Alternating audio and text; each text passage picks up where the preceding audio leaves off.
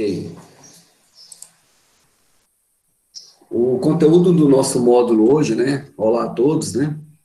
Ainda sobre o conceito aqui de plataformas Big Data, hoje a gente entra um pouco mais sobre o porquê que essas ferramentas ganharam tanto destaque, como que funciona a parte da programação paralela e distribuída, né? Que é a base do Big Data, programação paralela e distribuída. Vamos fazer alguns exemplos, então eu preciso da atenção de todos em relação à execução desses exemplos.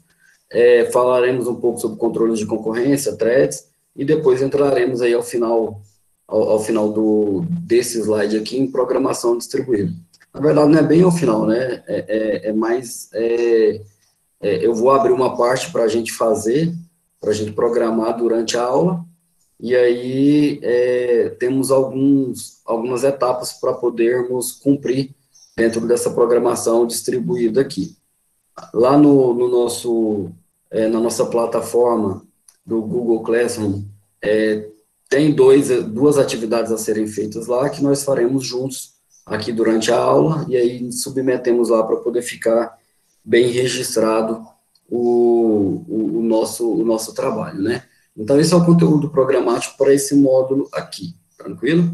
Né? Eu acredito que a gente deva gastar aí pelo menos 8 horas tentando trabalhar em cima disso daqui. Se não der tempo, eu faço uma gravação depois sozinho, né, explicando essas coisas, dando uma melhoria no conteúdo para poder agregar um pouco mais para vocês e disponibilizar lá para vocês, assim como eu fiz uma gravação de um conteúdo extra sobre gestão de metadados, né, que está disponível para vocês lá na plataforma também, ok? Então, acaba tendo um pouco mais de possibilidades de conteúdo, ok?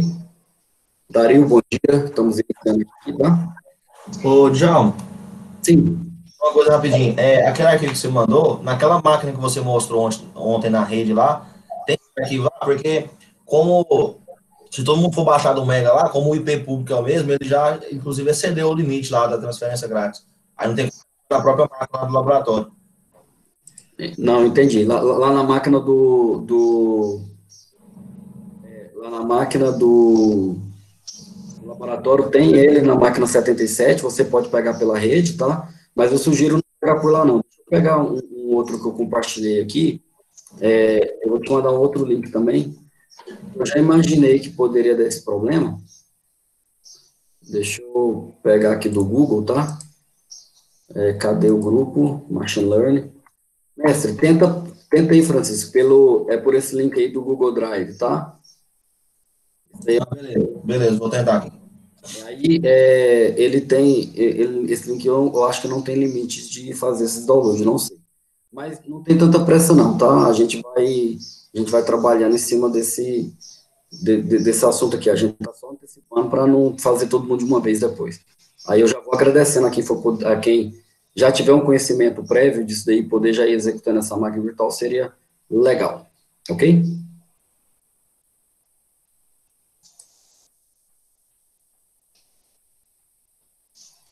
Beleza, então, Big Data, já estamos falando há algum tempo, volume grande, complexo, o complexo é relacionado à variedade de estruturas, né, porque ele pode ter dados estruturados, semi-estruturados e não estruturados.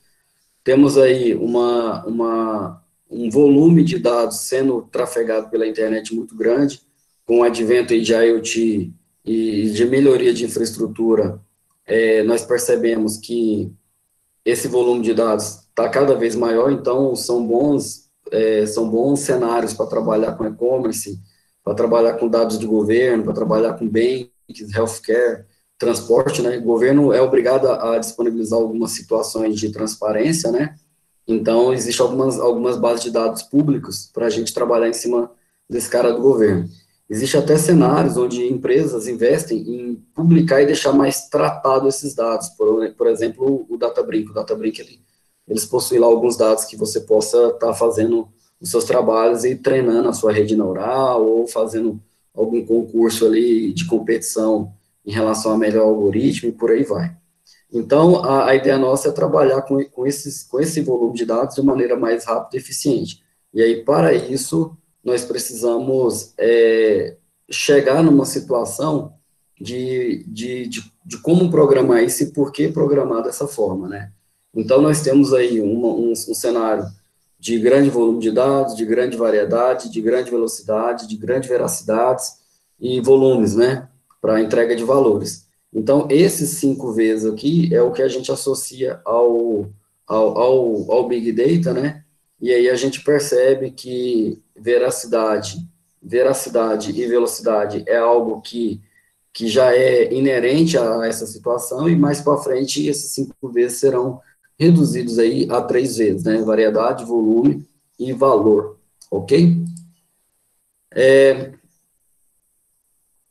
Então, as tecnologias que estão envoltas dentro do Big Data. Nós temos aqui sistemas de arquivos distribuídos, processamento paralelo, computação em nuvem, nós temos smart grids, ok? Ou grids, né, para mineração de dados, ou para qualquer outra situação, né, para poder montar uma estrutura maior.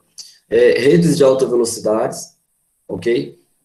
Aí entra o contexto aqui de 4G, de gigabits, de dispositivos que conseguem mandar via sem fio ao longo alcance, né? Então, temos alguma situação aqui.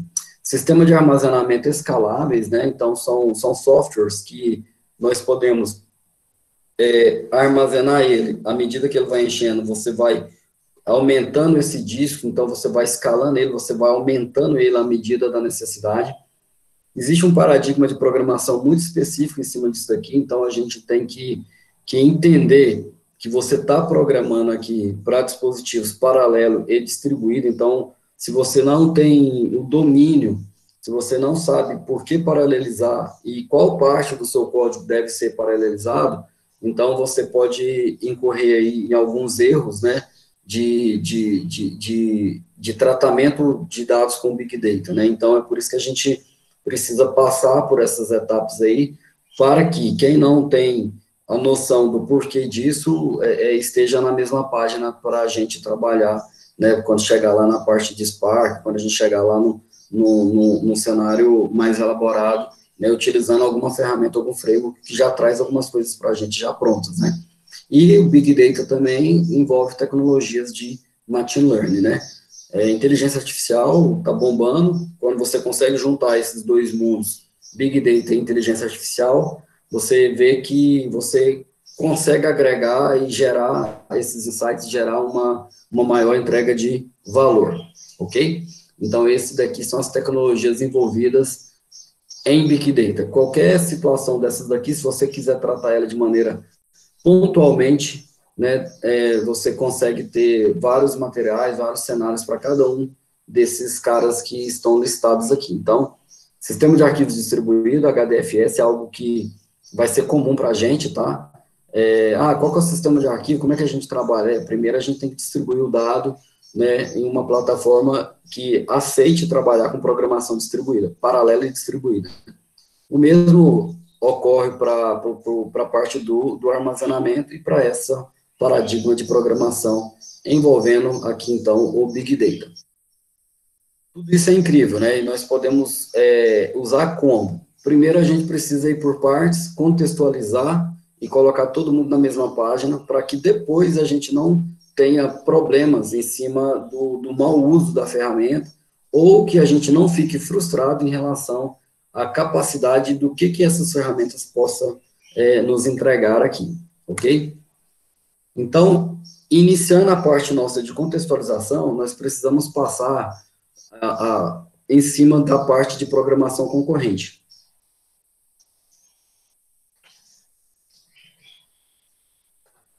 Então, o que seria uma programação concorrente?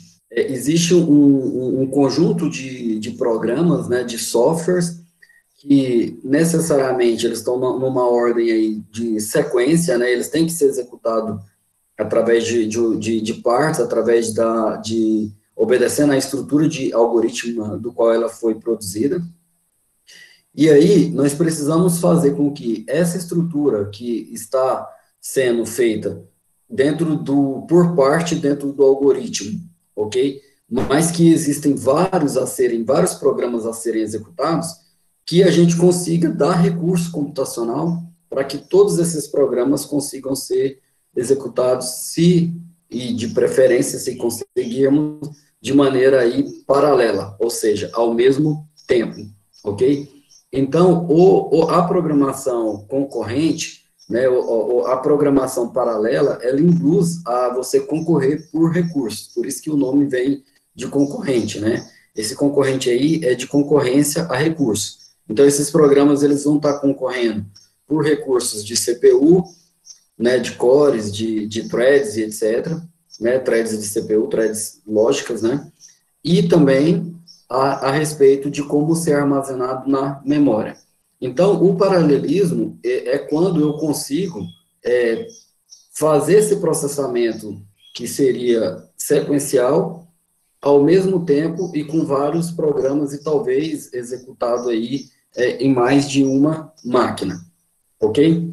Então, quando você fala aí de clusterização, a clusterização é um ato dentro do Big Data que já é para poder te ajudar em relação a essa programação concorrente por conta desse paralelismo, para que abstraia de você, programador, toda essa noção aqui de ter que se preocupar com isso, ok? Então, acaba que você não precisa, utilizando esses frameworks, ficar preocupado na programação de baixo nível. Por exemplo, quantas CPUs existem nessa máquina que eu vou estar trabalhando, quantas threads existem dentro dessa CPU, se eu for paralelizar isso numa placa de vídeo, quantas GPUs existem dentro dessa placa de vídeo. Então, quando você vai para uma programação paralela, entendeu? Você tem essas preocupações. Quantos CPUs eu tenho de disponibilidade? Quantas GPUs eu tenho? Dentro das GPUs, quantos cores eu tenho ali dentro? Você tem que fazer conta para você poder distribuir, quebrar seu problema em vários pedacinhos, para que cada pedacinho desse seja executada dentro desses cores, ok? Tanto dos cores da CPU, quanto dos cores da GPU. Então, esse cenário aí é o que a gente chama de paralelo. Se você conseguir fazer isso em mais de uma máquina, aí sim você tem um contexto do distribuído, ok? Então, rapidinho aqui, o que eu estou querendo dizer?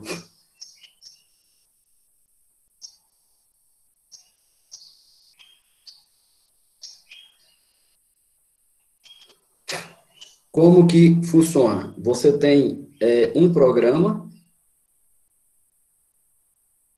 você tem o programa 2, esses caras vão concorrer entre si, esse cara tem um fluxo de execução, esse cara aqui também tem um fluxo de execução, e aí você necessariamente tem que fazer um programa que rode em diversos tipos de máquinas e que essas máquinas funcionem, né, esse software seu tem que funcionar em diversas plataformas, então aqui existe uma abstração de sistema operacional e existe uma outra camada que é o seu hardware, né, qual que é a sua máquina. Então você tem que levar isso em consideração. Então, se você for programar isso daqui em baixo nível, você tem que criar mecanismo de códigos dentro do seu programa aqui e melhorar do tipo. Vai ter uma parte que ele vai fazer uma busca no sistema operacional perguntando quantos cores essa máquina que ele vai estar executando naquele momento possui.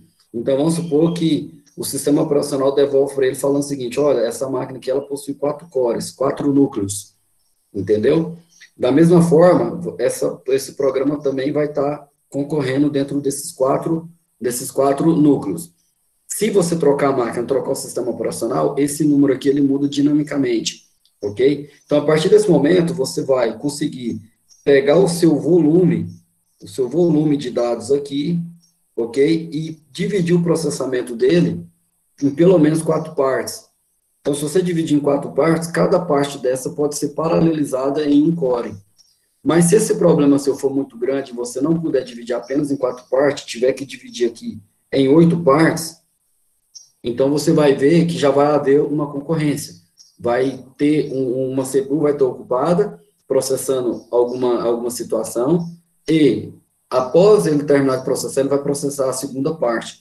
Se eu juntar essa mesma situação com o lado de cá, ok? Aí você está dobrando a complexidade. Então, esses caras vão estar eles vão estar concorrendo às CPUs. Aqui eu tenho 4, eu tenho a CPU1, a CPU2, a CPU3, a CPU4. Então, existe aqui no meio desse processo aqui um cara chamado escalonador, né? Esse escalonador de processos na CPU, existe alguns algoritmos já clássicos aí, ele vai trabalhar em cima dessa paralelização.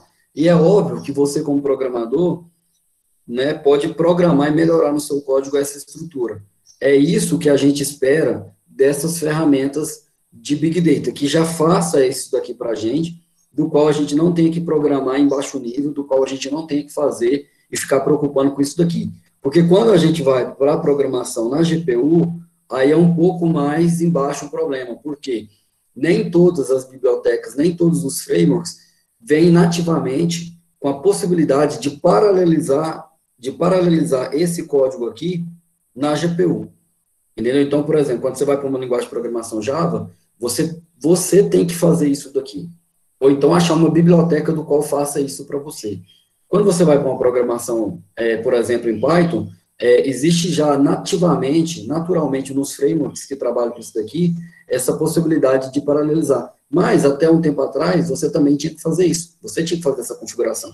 Então, quando estávamos lá trabalhando com Machine Learning, um desafio nosso que temos lá, junto com aqueles frameworks que eu apresentei ontem, tipo CAF, tipo TensorFlow, ou Torque, aqueles caras, não necessariamente as primeiras versões dele trabalhavam com paralelização na onde? Na GPU. Aí a NVIDIA entrou na parada, ok?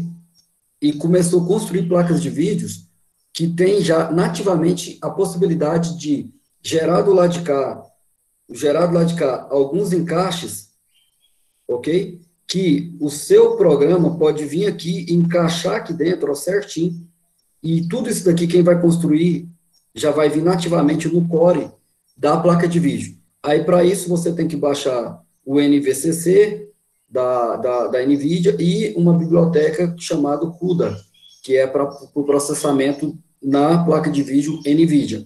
Né? Então, o que aconteceu? Aconteceu que as empresas que estavam gerando frameworks para Big Data começaram a criar bibliotecas para conversar com o CUDA. E aí, essa conversa dessas bibliotecas com o CUDA acabou que, se hoje você for trabalhar com Machine Learning, talvez não compense, tá? Esse nem compensa aqui entre aspas, você comprar uma placa de vídeo que não seja NVIDIA. Porque você vai ter problema com essas bibliotecas. Então, não adianta você pegar uma placa de vídeo aqui da AMD ou um outro tipo de placa de vídeo, porque você não vai conseguir paralelizar na GPU. Como nós estamos trabalhando com grande volume de dados, né, com quantidade de dados muito grande, é impossível processar isso daí de maneira com desempenho em tempo hábil, sem você conseguir paralelizar tanto na CPU quanto na GPU. Paralelizar só na CPU já é um transtorno muito grande. Você tem a necessidade de paralelizar na GPU. Porque na CPU, enquanto você está trabalhando com 6, com 12 cores, na GPU, que com CUDA Core, você está trabalhando com 4.000 processadores aqui, ó. 4.000 processadores, né? 4.000 cores, 4.000 núcleos, né? É óbvio que a memória, a arquitetura, né, da CPU, a memória cache dela é uma arquitetura com cache de alguns megas. Na GPU, esses caches são pequenininhos, então você tem que ter um entendimento de como e por que paralelizar e o que você deve paralelizar tanto na CPU quanto na GPU. Mas esses frameworks aqui ajudam a gente a estar fazendo esse tipo de trabalho. Então, essa abstração toda aqui de programa, de concorrência, essa camada de SO, essa camada de hardware aqui, ela é abstraída, tá? Quando a gente está trabalhando com esse tipo de framework. Mas alguém teve que implementar isso. Você pode perceber que lá nos códigos, né, feito em linguagem de baixo nível, vai ter algum momento lá, uma parte do código que pergunta quantos cores, né, é um parâmetro que você passa para a máquina de quantos cores você quer paralelizar. Então, é bem comum. Para você não ficar com um número mágico, para você não colocar isso de maneira física no seu código e fazer um hard code, é comum você fazer uma pergunta para o SO de quantos cores essa máquina tem, para depois você pegar o seu problema, quebrar ele nessa quantidade de cores, porque você tem que acertar em cima disso daí, e eu vou te falar por quê, durante a nossa aula aqui hoje, do porquê que você tem que acertar nisso. Porque vai chegar num momento que não adianta você querer paralelizar demais o problema, ela não vai melhorar o desempenho, ok? Então, esse é o cenário, tá? Esse é a situação do qual a gente precisa tá sempre trabalhando e sempre atentos, ok?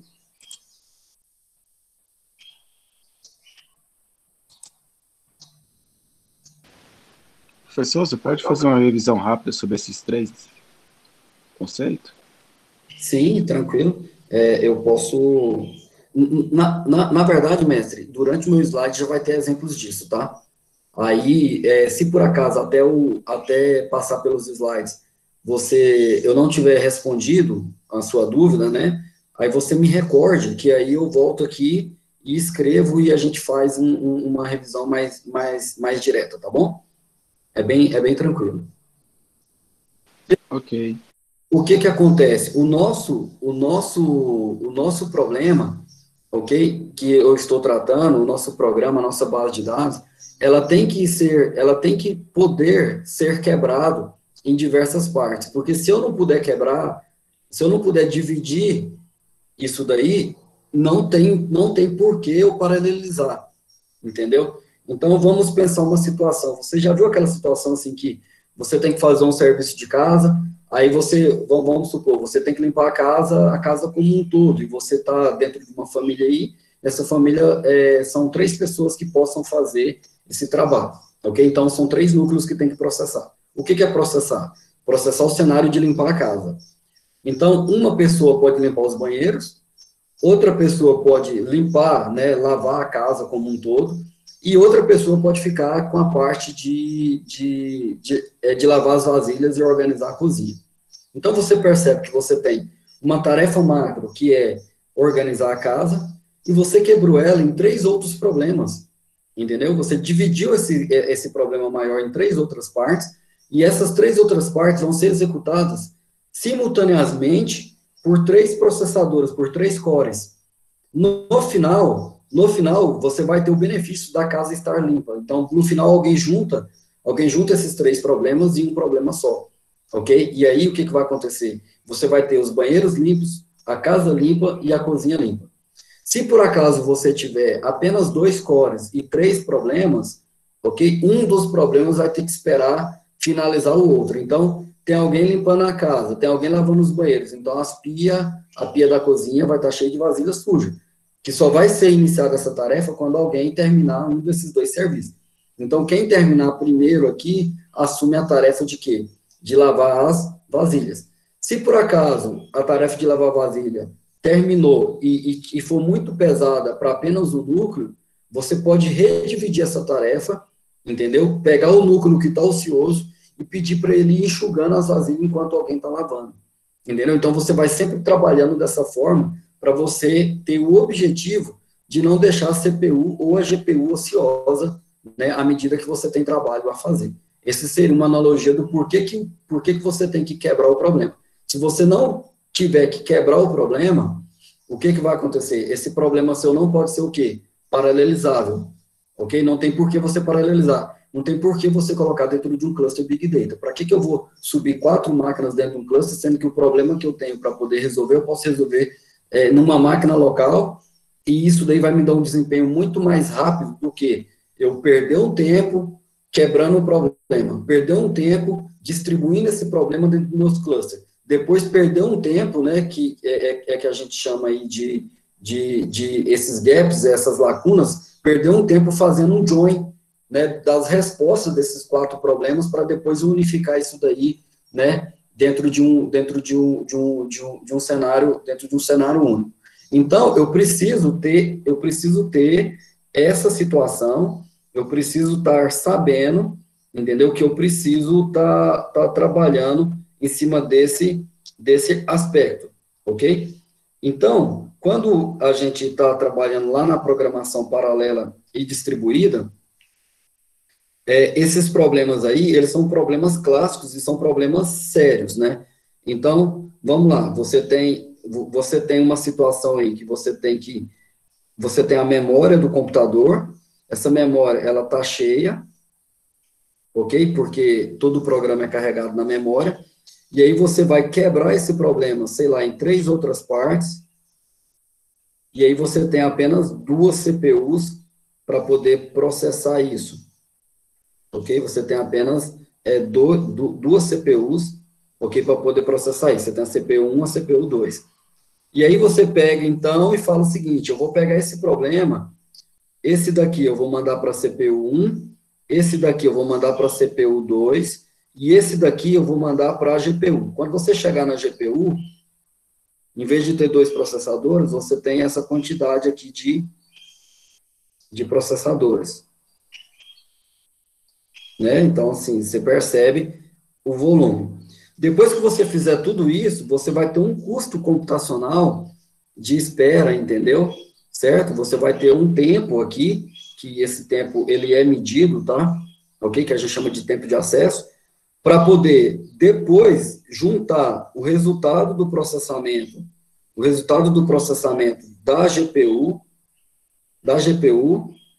você vai colocar o resultado do processamento aqui, você vai pegar o resultado do processamento, ok? Da nossa CPU, ok? E você vai juntar aqui.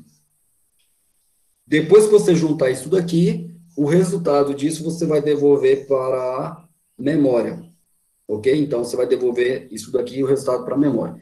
Então, vamos entender onde é que existem os nossos gargalos e do porquê a preocupação se paraleliza ou se não paraleliza. Primeiro, eu vou gastar um tempo de acesso, um tempo aqui, de alguns segundos, de alguns milésimos de segundos ou de alguns nanosegundos, para pegar da memória e quebrar esse problema em várias partes. Esse tempo de acesso aqui ele é muito rápido, porque a memória, ela faz qualquer coisa dentro dela em um passo de máquinas. Entendeu? Então, é muito rápido, porque ela não tem que fazer em lugar nenhum. A memória é a parte mais rápida que nós temos dentro de um sistema computacional. É claro que existem os níveis de memória, né? A memória da CPU é muito mais rápida do que a memória RAM, ok? E dentro da CPU existem outras divisões de memória, onde os registradores são muito mais rápidos que a cache nível 1, que é muito mais rápido do que a cache nível 2, que é muito mais rápido que a cache nível 3, que é mais rápido que a cache nível 4 e por aí vai, ok? Depois disso, eu tenho um tempo de processamento aqui, ok? E aí eu vou ter um tempo para jogar para a minha GPU, porque quando eu estou jogando da memória para a CPU, a placa-mãe, a memória, o barramento aqui é muito rápido, porque você está na mesma máquina, ok? Então, você está trabalhando aí dentro de algumas, de um barramento que é feito de ouro, ok? E essas trilhas, ela chega muito rápido no barramento de dados, entendeu? Ele passa muito rápido da memória para o processador. Então, você não percebe essa perda, ok? Quando você for jogar para a GPU, existe essa perca porque você está indo para um dispositivo que está off-board, entendeu? Está fora da placa-mãe. Então, o fato de estar com a placa acoplada, então você tem que medir esse tempo aqui, ó, porque esse tempo aqui, esse tempo que eu estou falando aqui de T3, ele é muito maior do que o T2. Então, você ainda tem que pensar se eu paralelizo ou não na GPU, ok?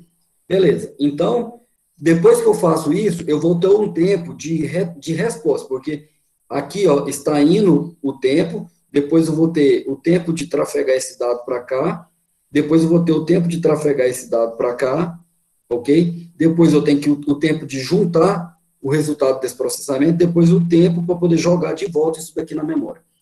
Se você fazer essa conta tem que ficar menor do que eu fazer o processamento em apenas uma CPU. Ou tem que ficar menor do que eu fazer o processamento apenas em 2 CPUs. Aí eu já não uso mais a GPU. Não sei se eu estou conseguindo me fazer entender, mas existe uma discussão, primeiro, se eu vou paralelizar dentro da minha própria CPU. Por mais que eu tenha vários núcleos dentro do meu CPU, há uma discussão se eu vou fazer de maneira sequencial. Porque se eu faço de uma maneira sequencial, entendeu? Num cenário aqui, ó, que eu fazendo de uma maneira sequencial. Eu tenho a memória, eu tenho o meu problema que está aqui na memória, eu não vou gastar um tempo dividindo ele, Então, eu já vou mandar um bloquinho só para a minha CPU. A minha CPU tem 2 núcleos, eu posso processar ele inteiro aqui, ele vai me retornar isso daqui para a memória. Entendeu? Então, não tem esse tempo aqui, ó, ele é um tempo, ok, que tem que ser medido, e que ele vai gastar um tempo muito rápido para poder chegar na memória. Isso daqui tem que ser, esse tempo aqui que eu coloquei interrogação aqui, ele tem que ser maior do que o cenário de eu somar tudo isso daqui, tem que compensar ou paralelizar. Sabe aquele cenário na sua casa que é melhor você ir lá e fazer do que você pedir para alguém fazer, porque alguém vai demorar tanto e vai ficar passando pro... Você manda o seu filho fazer, aí o seu filho manda para o filho mais novo, né? Tem uma hierarquia aí. Aí esse mais novo manda para o outro. Aí demora tanto que se você fosse lá e tivesse feito, você terminaria isso mais rápido. Entendeu? Se você não tivesse paralelizado, você terminaria isso mais rápido. Então, esse daqui é o paradigma da programação que eu estou querendo dizer. Então, esse sistema ele tem que ser capaz de executar múltiplas instruções computacionais a qualquer momento de maneira muito rápida.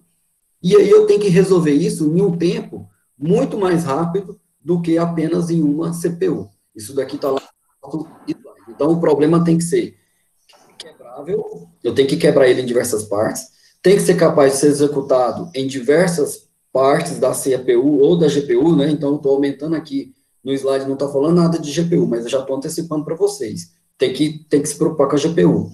E ele tem que ser resolvido num tempo muito mais rápido do que o tempo de quê? O tempo que se eu fizer em apenas um processador. Então, é isso que está lá no meu slide, ok? Sir, Sim. eu tenho uma dúvida. A CPU geralmente tem um tanto de coisa para fazer, então a thread vai e volta, né? No Sim. núcleo. Uhum. Porque tem um tanto de coisa prioritária do sistema. Na GPU é igual ou a GPU ela pode ser dedicada? Então, deixa eu falar um pouquinho aqui de arquitetura para vocês, de arquitetura Big Data. O que acontece? Vamos entender aqui, vamos revisar um pouquinho de SO. Existe a parte de software, existe a parte de hardware. O software é aquela parte que a gente xinga, o hardware é aquela parte que a gente chuta, beleza? Então, o software é aquela parte abstrata, que você não consegue ver, né? Que é lógica, e o hardware é o equipamento físico. Dentro do equipamento físico, você tem 3 componentes principais. Você tem a memória, você tem a CPU, e você tem hoje, né, tá, a GPU. Por isso que eu estou colocando 3 equipamentos principais. Você percebe, dentro de uma placa-mãe, o desenho disso daqui, ó.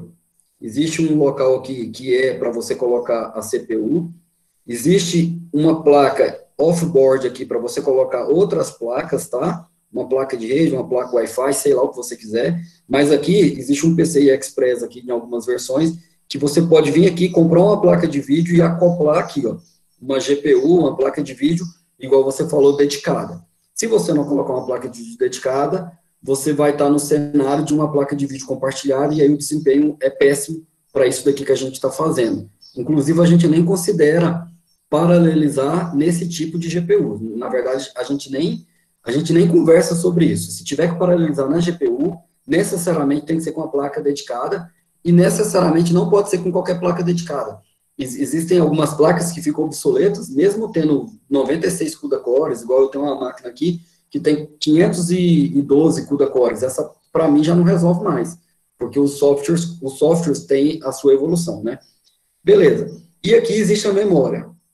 Então, o que eu estou falando para vocês de tempo de acesso é esse tempo aqui, ó, de ir para a memória, voltar da memória, ir para a placa de vídeo, voltar da placa de vídeo. Esse é o tempo de acesso. Beleza, mas independente disso, para eu tentar te ajudar, existe aqui uma camada chamada de sistema operacional. Esse sistema operacional, existe um cara que é chamado escalonador. Esse escalonador, cara, ele trabalha a nível de sistema operacional que eu estou falando, ele conversa só com a CPU.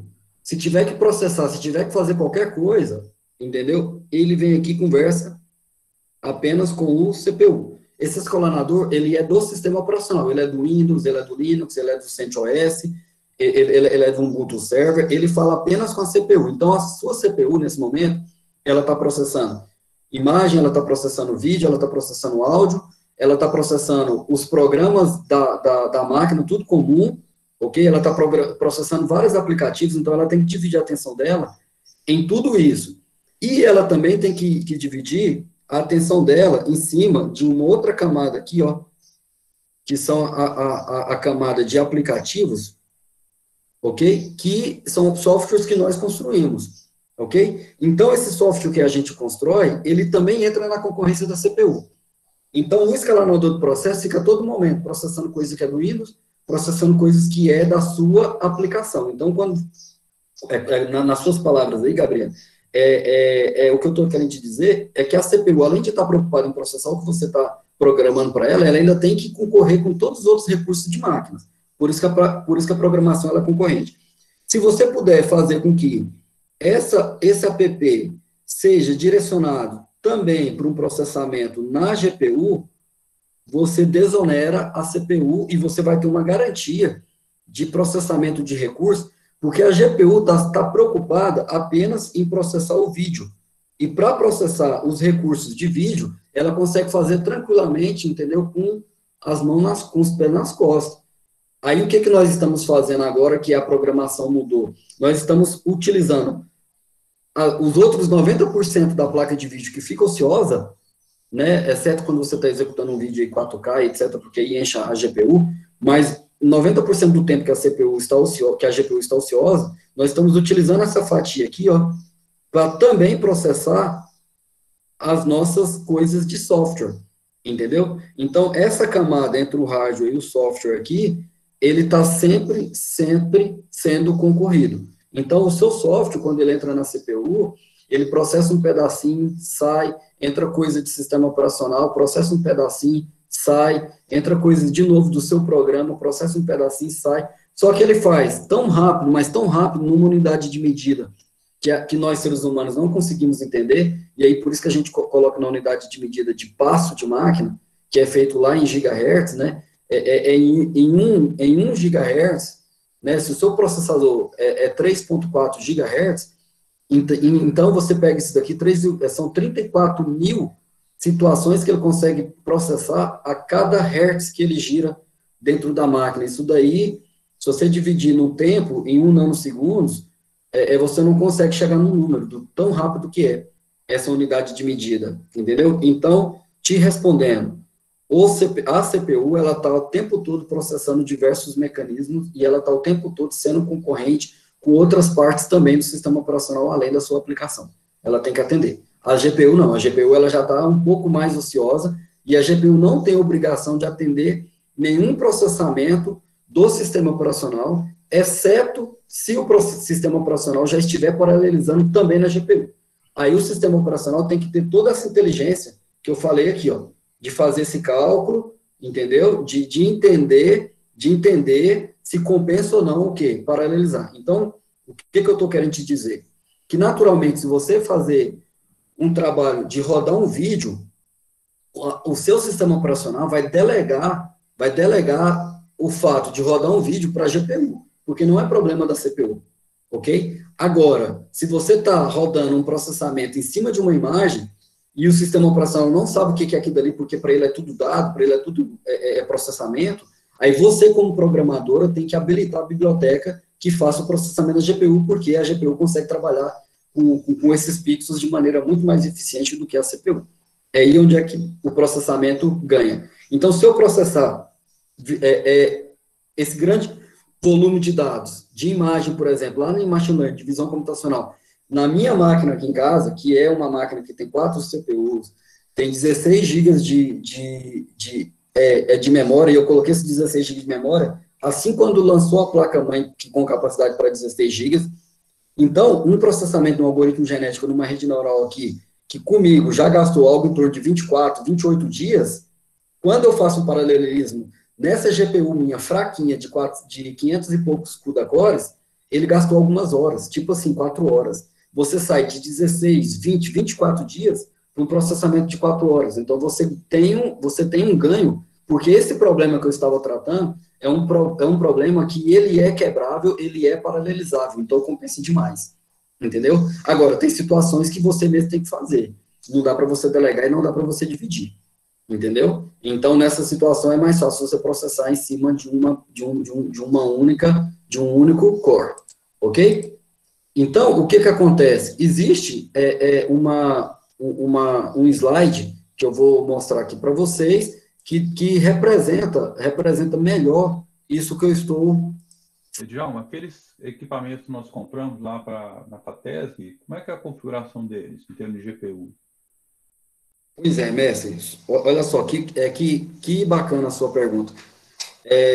As máquinas que nós compramos lá para o nosso laboratório de Machine Learning, é uma máquina que tem ela tem mais preocupação em tamanho de memória e tamanho de placa de vídeo do que uma preocupação de processador. Por quê? Por conta da situação de paralelismo que nós estamos vivenciando hoje. Então, você percebe que a placa-mãe dela é uma placa-mãe robusta, ok? Vou voltar ao compartilhamento aqui, porque é necessário a gente explicar isso daqui, porque é muito massa esse assunto, e são coisas que, às vezes, as pessoas não entendem o porquê que custa caro. Então, qual que é a situação? Você precisa de uma placa-mãe que você compra a placa-mãe preocupada com input e com output. Qual que é a velocidade dessa entrada e saída que ele troca? Essa troca de informação entre memória, entre processador, ok? E entre GPU. E entre placa de rede. Ok? Qual que é a velocidade disso? Então, isso daqui vai aumentar o custo de quem? Da placa-mãe. Porque se a placa-mãe tiver um barramento ruim, não vai resolver. Não adianta você colocar um processador i7 de 9ª, 10ª geração nessa máquina e você vai lá e compra uma placa-mãe ruim. É um erro muito comum de quem está querendo economizar na hora que vai comprar uma máquina.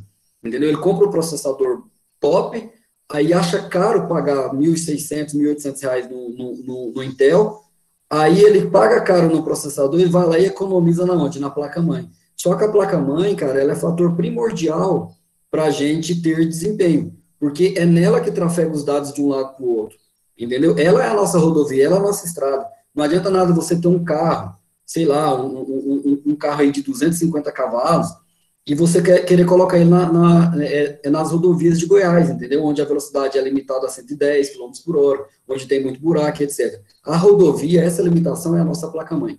Então, se eu quero um carro potente, eu posso ir para uma highway, né? Lá na Europa, onde é que eu posso colocar, não tem limite de velocidade. A placa-mãe suporta isso daí. Então, a preocupação nossa quando montamos um laboratório foi qualidade na placa-mãe, ok? Segunda situação, GPU.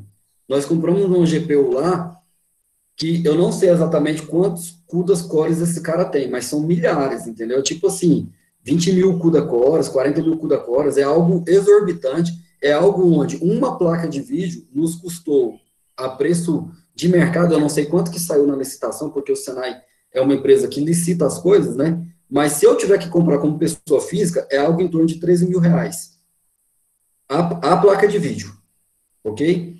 Aí, para melhorar os sistemas, nós colocamos SSDs nessas máquinas, ok? E compramos memória, barramentos de memória, onde a memória trabalha em formato dual. Esse formato dual, ele permite você paralelizar a informação, inclusive dentro da memória, ok? Que é outra situação que a gente não comenta, mas que há essa situação. Então, a nossa memória lá é uma memória registrada, SCC, entendeu? Para conseguir trabalhar com isso daqui. Então, cada máquina nossa lá deve ter saído algo em torno de 20, 22 mil, ou talvez até 28 mil.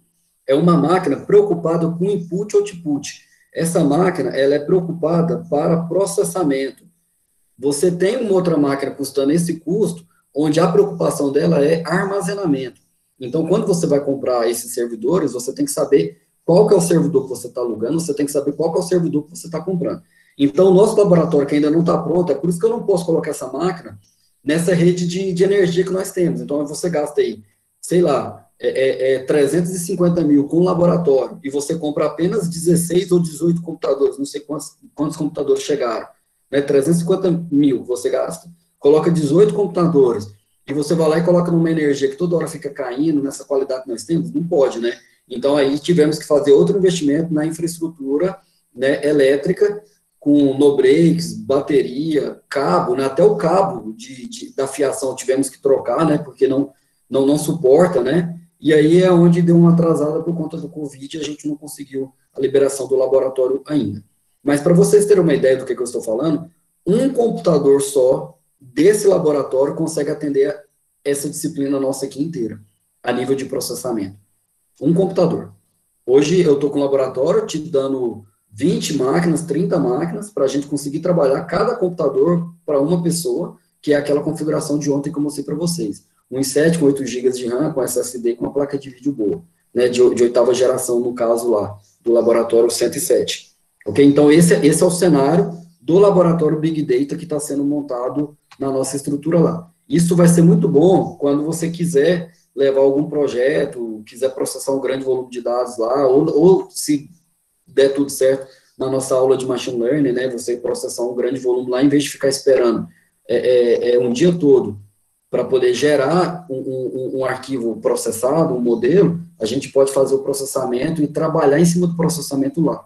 As outras turmas de Big Data em qualquer outra faculdade, você já tem que levar o dado já processado, porque se você tiver que processar de novo, não tem jeito, porque demora demais. Eu vou ficar na minha aula parado, olhando para a máquina aqui, 4 horas, 8 horas, 12 horas ela processando para poder gerar um arquivo. Não, eu como professor, eu já levo um arquivo aí de 4 GB, de 6 GB, que já é processado. Então, a minha rede neural, eu mostro para vocês como vir aqui, obter alguma coisa e devolver, mas a gente não explica como gerar esse processamento de dados. Isso daqui é um conceito difícil de entender, é difícil de aprender a fazer isso daqui, mas que a gente omite na maioria das pós-graduações por limitações físicas de hardware.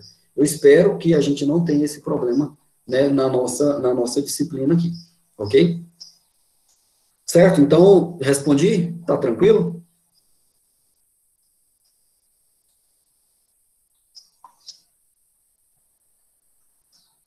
Sim. Beleza. Então, o que eu estou querendo dizer para vocês, compartilhando aí essa tela? Ok? Você percebe claramente aí uma separação de problemas. Você tem um processamento serial, que tem aqui um conjunto, um rol aqui de possibilidades de tarefas a serem executadas, que é da tarefa 1 até a tarefa N, e você tem apenas um único processador, ok? Então, você tem um único computador, pode ter até vários núcleos, entendeu? Nesse cara aqui, mas independente, como a programação é serial, eu vou processar tudo em apenas um núcleo. Isso era uma frustração muito grande para a gente, porque sem a NVIDIA, você tinha que fazer esse paralelismo na 1 e em C, entendeu? Então, você tinha que utilizar MP-Threads, algum outro recurso da linguagem de programação C, para poder fazer isso. Porque você fazia o seu processamento e quando você mandava executar, ele executava, você tinha 4 núcleos, 6 núcleos na sua máquina, mas ele executava e consumia só um. Quando você ia lá olhar o consumo de recursos, uma das CPUs estava no talo usando 100%, as outras 3 CPUs, no meu exemplo aqui, estavam ociosas. E para você paralelizar isso daqui, dava um trabalho, nossa, muito grande de programação, aí você erra, aí é linguagem C, aí você tem que fazer programação com ponteiro, aí você tem que malloc memória, depois você tem que dar um free na memória, você tem que fazer todo esse trabalho, então era muito difícil fazer isso. Então, o que acontecia? A gente deixava processando em apenas uma máquina.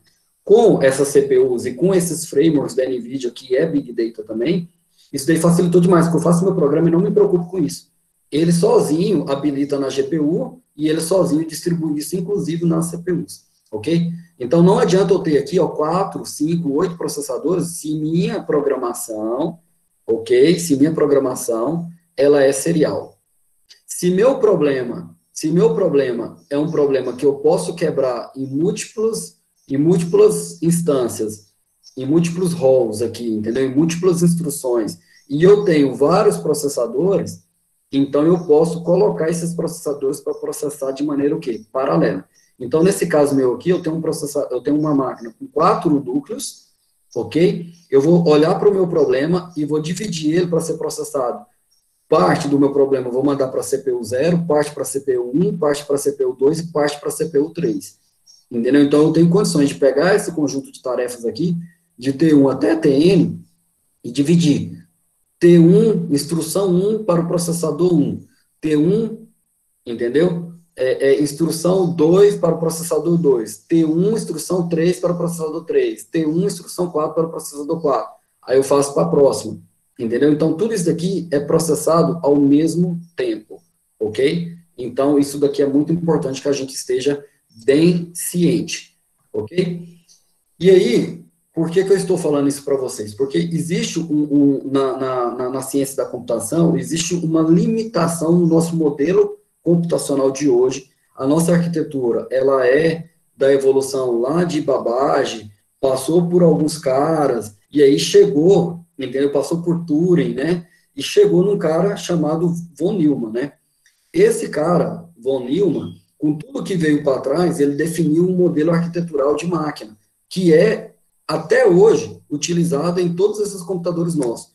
Nessa ideologia, nessa forma de trabalho, até um celular que está top hoje, até uma câmera aí da Xiaomi que pega não sei quantos pixels, até o processador que eu acabei de falar para vocês, daquele laboratório nosso lá, todos eles possuem as limitações da arquitetura baseada em von Neumann, ok? Então, essas limitações são limitações clássicas da matemática, são limitações do qual não tem como a gente resolver ainda. Por isso que a gente separa os problemas computacionais em classes de problemas. Você tem problema que é resolvível em tempo polinomial, que é rápido. Você tem problemas que não é resolvível em tempo polinomial, então a gente fala que ele é NP, que ele demora, mas é resolvível. E você tem o NP completo, que mesmo você tentando resolver ele, você não consegue resolver ele nessas arquiteturas aqui. Dizem que com a computação quântica,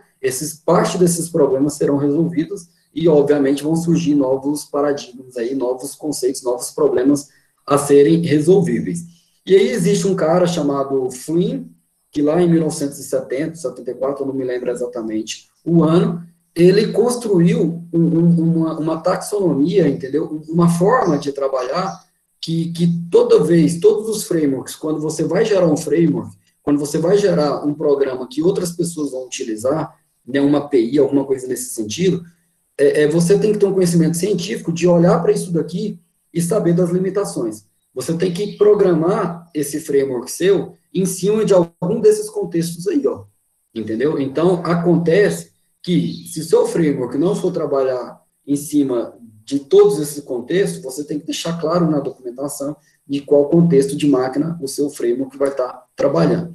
O que eu estou querendo dizer para você? Estou querendo dizer que a sua CPU, ela pode ter uma instrução e um fluxo de dados. Lembra lá da placa-mãe, daquele barramento de dados? É aquele cara lá, cara, aquele fluxo lá. Então, é uma limitação física, tá? Isso daqui que eu estou falando. Então, você pode processar uma instrução por vez, ok?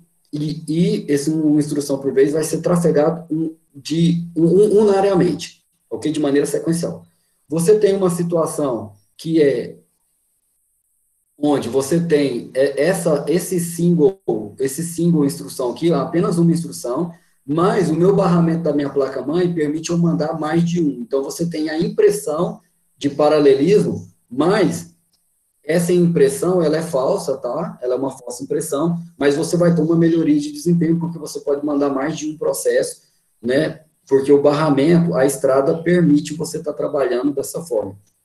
Você tem também a situação onde você tem no processador múltiplas possibilidades de processar, mas quando você vai mandar na placa-mãe, tem apenas uma estrada. Ok? Você tem uma situação, que é a situação que nós estamos hoje, a situação que estamos evoluindo, que eu diria que poderia ser a ideal quando o meu problema é quebrável, quando o meu problema é paralelizável. Essa daqui é a situação ideal, onde eu tenho vários cores e várias vias na nossa placa-mãe para poder trafegar isso daí, ok? Então, aqui, eu dou um exemplo, né, eu tenho um pool eu tenho uma pilha, uma piscina, um fluxo de instrução, eu tenho apenas uma possibilidade de trabalhar com isso, porque eu tenho apenas um fluxo de dados, ok? Então, nessa tarefa, no tempo, o que eu tenho que fazer? Eu tenho duas variáveis, por exemplo, eu carrego a variável A, carrego a variável B, depois eu faço A mais B, depois eu armazeno C, depois eu faço A igual B vezes 2, depois eu armazeno A. Então, vai ser sempre assim, de maneira muito sequencial. Numa situação onde é que eu tenho uma instrução e eu tenho várias formas de trabalhar com isso daqui, eu posso ter isso daqui várias vezes. Então, eu tenho, ao mesmo tempo, P1, P2 e PN, tá? Eu vou fazer, vou carregar as variáveis de todo mundo, depois eu carrego a segunda variável de todo mundo, depois eu executo a operação de C em todo mundo, depois eu armazeno C de todo mundo, depois eu vou para a próxima instrução. Ok? Esse seria o nosso cenário aqui. E aí, eu tenho um cenário aqui de múltiplas instruções, ok? Onde eu consigo pegar aquele cenário onde eu tenho a instrução 1, a instrução 2, a instrução 3, ok? Eu faço isso em vários processadores, mas eu tenho que aguardar a possibilidade de mandar esse cara aqui pelo fluxo normal, ok? Imagina esse cenário aqui, quando você está numa rodovia e você passa no pedágio. Quando você chega na rodovia, imaginando que você está ali na fila de pedágio, você olha para o lado, tem vários outros carros pagando a taxa para poder passar. Aí, quando você passa, em vez de você sair por várias vias e continuar em várias vias, você percebe que há um join, e aí você tem que pegar 10 vias e juntar em apenas uma ou duas vias mais para frente na sua rodovia. Então, você percebe que ali há uma redução de velocidade de alguns carros, há um aumento de velocidade de outros carros, mas todo mundo ali se encaixa e depois eles fazem o quê? Enfileira. Esse seria um cenário aqui desse fluxo aqui. Em um cenário ideal seria o quê? Quando eu sair do meu pedágio, eu continuar, entendeu? Em 10, 12, 14 vias. Ok? Esse seria o ideal. Mas é óbvio que existe uma limitação. Se eu tenho 10 vias e eu tenho 100 carros, vai haver um enfileiramento. Mas eu vou haver um enfileiramento de 10 carros em cada via, por exemplo, entendeu? Seria um enfileiramento perfeito, né? Então, esse é o cenário onde eu tenho as minhas múltiplas instruções. Eu consigo resolver P1, P2 e PN de maneira paralela aqui, e eu consigo mandar o resultado disso daqui também de maneira o quê? Paralela, porque eu tenho vários fluxos de dados, ok? Essa seria o nosso cenário de como a gente vai trabalhar olhando para esse cenário aqui, tá? Nós vamos olhar para um cenário de múltiplas instruções, ok? Então, o cenário que eu posso estar trabalhando com threads, né, com esse paralelismo, tá? Linhas de instruções, aqui eu estou falando de threads, não vincule isso daí a outra coisa, que eu estou falando de tarefas, tá? Traduzindo ao pé da letra. É uma programação onde eu faço uso da memória compartilhada, ok? Qual que é a diferença de um processador que tem, igual aquele lá dos laboratórios. Lá dos laboratórios, não sei se vocês perceberam ontem, mas ele tinha 4 ou 6 cores, núcleos, e tinha mais 6 threads, que davam um total de 12. Na verdade, não são 12 fisicamente, são só aqueles 4. As outras 6 são threads. Por que a gente chama de threads? Porque são tarefas que compartilham a mesma memória. Então, essas 6, para ela processar, ela também vai precisar desses outros 4 aqui em algum determinado momento do processamento, ok? Então, se eu tenho 12 cores aqui, igual eu estou falando, onde tem 6 cores físicos e 6 threads, ele é mais lento do que um processador que não tem nenhuma thread e 12 cores, obviamente, né? Entendeu? Então, é por isso que eu estou trazendo esse assunto aqui, porque quando eu falo de threads, eu estou com a preocupação de concorrer, entendeu, com espaço na memória. Ok? Então, é uma área da memória que está o quê? Compartilhada. Então, eu tenho um único processamento que é pesado, que é gigante, ok? Para processar, que eu vou tentar quebrar ele em caminhos menores, certo? Para que chegue na memória em caminhos menores, para que eu possa fazer esse processamento de maneira o quê? Paralela.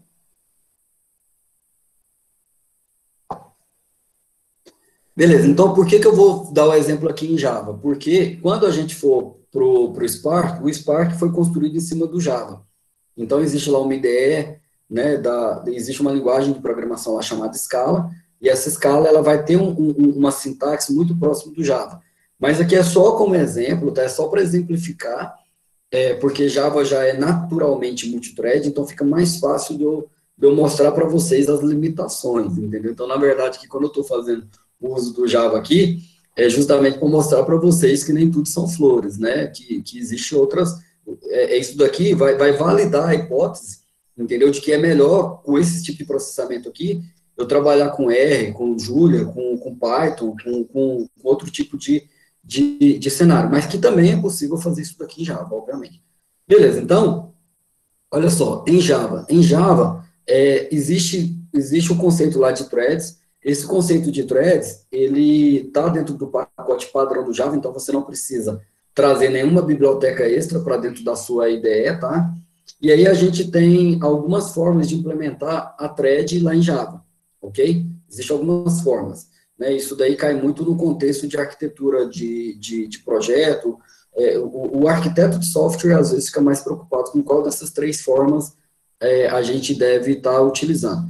Mas você pode ter uma classe thread, entendeu? Que recebe algum tipo de argumento, que recebe algum tipo de objeto, encapsula isso daí e faz a execução, que fica ali rodando eternamente, por isso que é uma tarefa, ok? Então, na linguagem de programação Java, quando a gente fala thread, a gente costuma confundir muito com deixar sempre executando, é como se fosse um loop infinito. Então, percebe-se, toda vez que você usa thread em Java, é para poder resolver um problema, do qual você precisa que esse problema fique ali executando, age eterno, até uma variável ser o quê? Falsa. Ok? Percebe-se para você ver se não é esse o conceito que você tem, né? E aqui eu estou querendo te dizer que thread, no nosso caso aqui, todo o cenário nosso não é para isso. É para poder fazer o processamento, entendeu? De grande volume de dados, ok? E do qual eu posso quebrar esse cara e processar em vários núcleos, ok? Aí, Java tem uma vantagem, porque automaticamente a linguagem de programação pega cada thread dessa e paraleliza sozinho, entendeu? A própria JVM já faz isso em cada processador. Então, se você cria várias threads, essas threads elas vão ser paralelizáveis sozinha, entendeu? Não é que o Java vai olhar para o seu problema e vai dividir em vários núcleos. Não, ele vai pegar uma thread, vai jogar na CPU 1, a outra thread ele joga na CPU 2, outra thread ele joga na CPU 3, outra thread ele joga na CPU 0, outra thread ele joga na CPU 4, então o Java ele faz isso. Se esse problema seu aqui está quebrado, entendeu? Está paralisado ou não, para o Java isso é indiferente, ele vai pegar esse problema seu aqui inteiro, que está dentro de uma thread, e vai mandar para uma CPU. Não é o que a gente está querendo fazer aqui com a nossa disciplina. Ok? O que a gente está querendo fazer é, nós vamos fazer uma situação onde nós vamos paralelizar esse cara, nós que vamos quebrar esse problema, esse volume de dados. E você pode herdar, então, lá no Java, fazer um extend na classe thread, ou fazer um implemento na interface runLabel. Existem diversos formatos disso, eu prefiro a parte onde você faz um implemento na interface e depois você encapsula, porque o Java, na arquitetura dele, ele trabalha melhor dessa forma.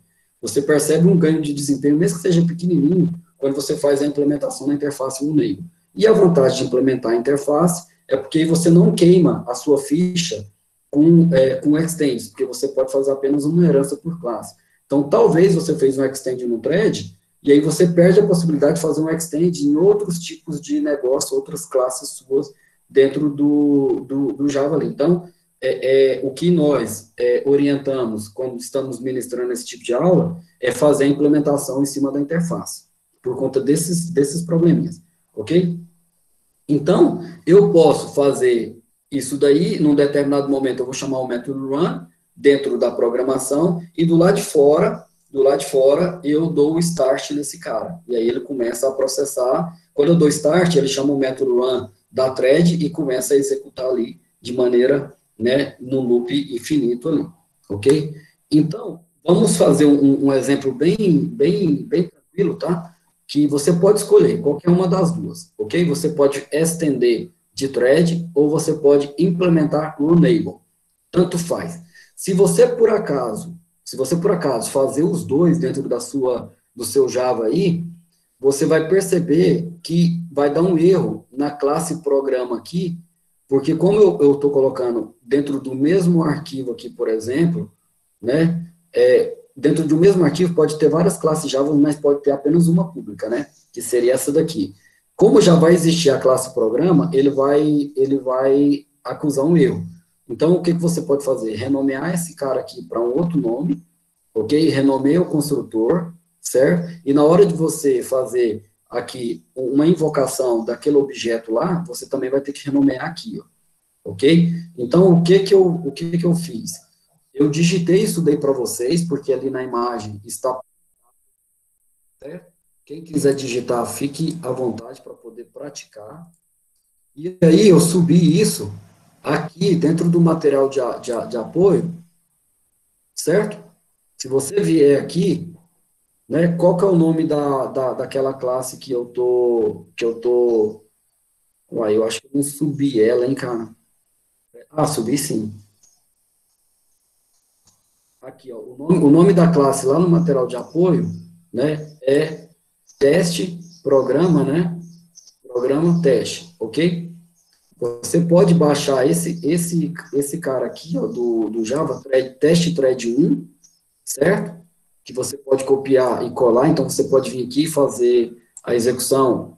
O ideal seria você fazer a execução na sua máquina, abrir o gerenciador de tarefas,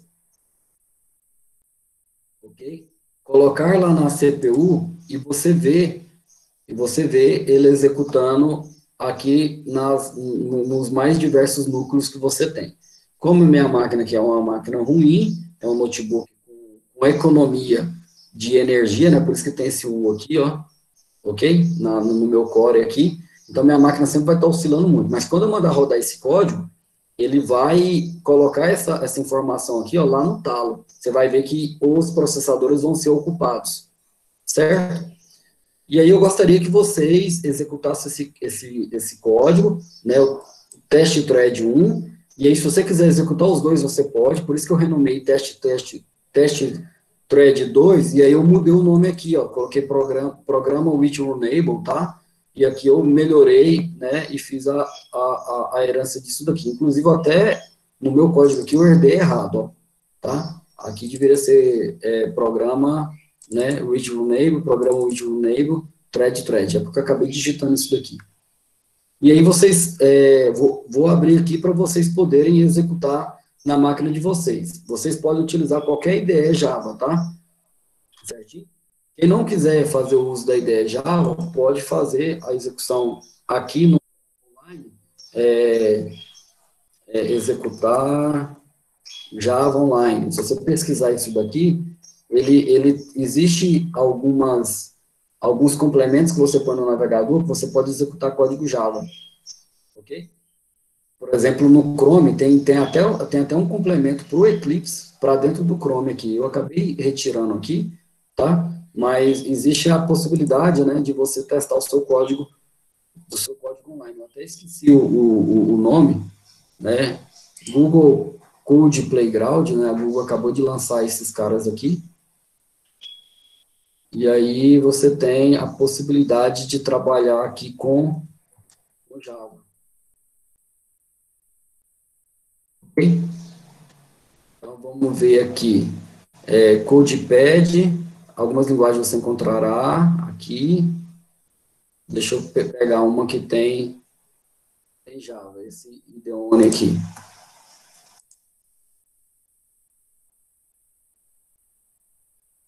Ok? Então, se eu vier aqui nesse teste thread 1 aqui, sem exigir que vocês instalem alguma coisa, eu posso vir aqui nesse código, executar esse cara aqui, e aí no meu caso, nossa, cara, eu abri, eu copiei tudo, né, foi mal, caramba. Deixa eu só copiar só o que está dentro do conteúdo aqui, se eu der um Ctrl A, eu estou no navegador, ele copia. Copiar esse cara, copiou, e aí, programa, né, aqui programa no programa, se eu mandar executar esse cara aqui em Java, ele vai executar algum programa Para mim. Hum,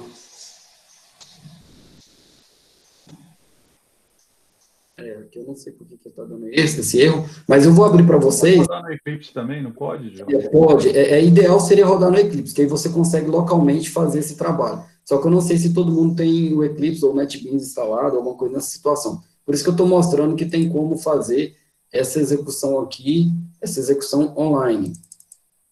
Ok? Ali naquelas máquinas lá que você disponibilizou, tem como é que chama, né? O Eclipse no NetBeans. Executar lá, pode, né? Pode executar lá também. É porque como lá a gente está com poucas máquinas, aí é por isso que eu não estou exigindo que seja editado lá. Ok? Entendi.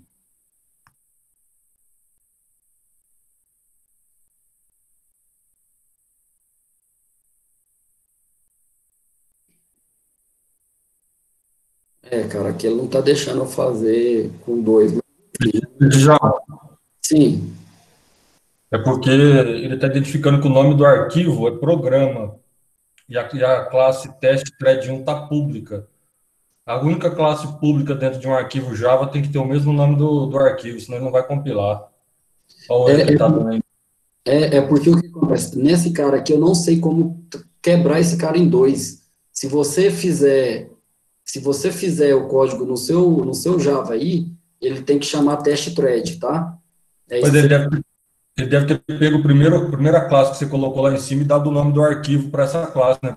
Então, vamos inverter para ver se... Coloca a primeira pública e a test thread 1, eu vou inverter, aí vai dar certo. Vamos ver aqui.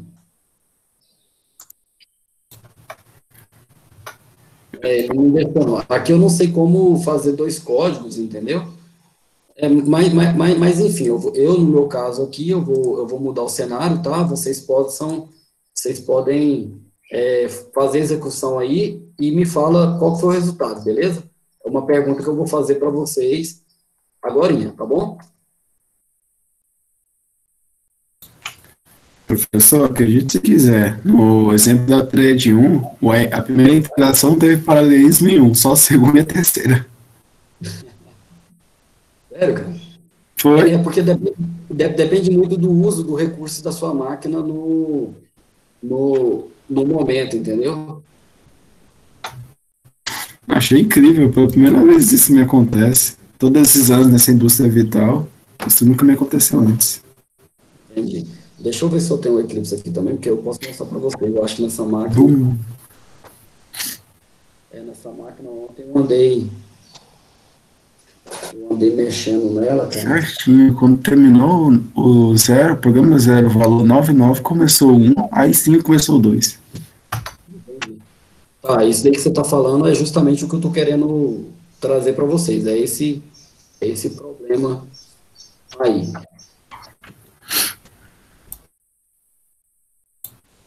Isso deve ser por causa do Java, que ele já tem um bocado de coisa já preparada para a gente trabalhar em cima de paralelismo? Não, cara, justamente isso que eu estou querendo explicar para vocês. Isso daí já é por conta do paradigma de concorrência e de threads e de paralelismo. Sacou? Ok. Só fazer um adendo aqui. Bom dia, professor Luiz Mário, estou acompanhando a aula com vocês aqui. Só fazer um adendo, a máquina virtual lá que o Djalma disponibilizou, que a gente tinha montado para vocês, é a mesma máquina virtual que a gente usou na minha disciplina de governança.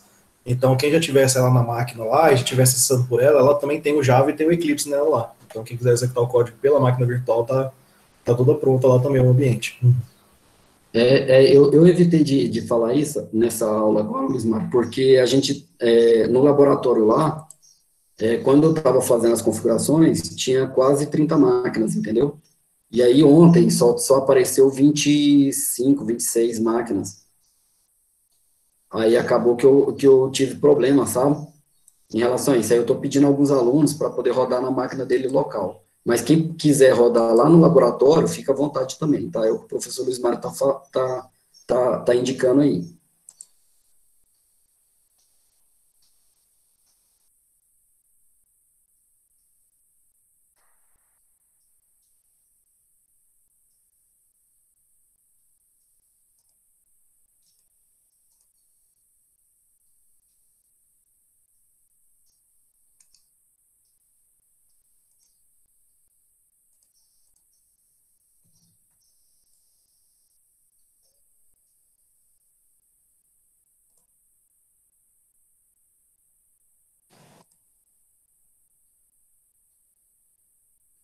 Pessoal, vai me mantendo informado aí se estão encontrando dificuldade para executar. Os colegas que puderem ir ajudando, né, igual, por exemplo, o Viriato deu uma dica aí sobre aquele problema lá, né, demais colegas fiquem à vontade também para ir ajudando os próximos, tá? Eu tô mostrando para vocês lá na máquina virtual, tá? Porque eu já desisti da minha máquina local aqui, porque tá ruim. Então, eu vou fazer lá na máquina 77, que é a minha lá, que a gente conversou ontem. Deixa eu procurar aqui, que deve ter.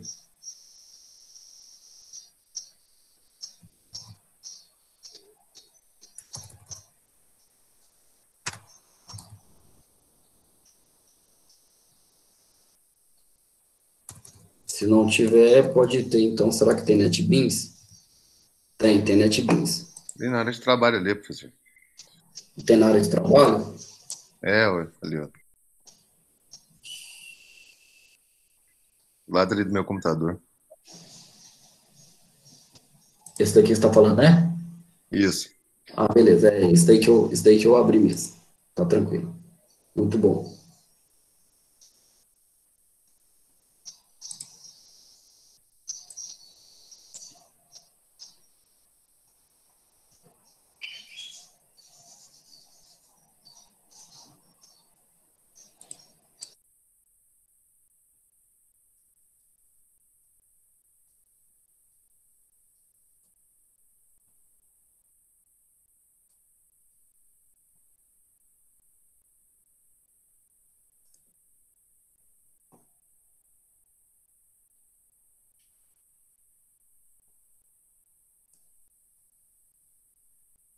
Deixa o NetBeans aqui, tá com problema, meu. Deixa eu abrir de novo.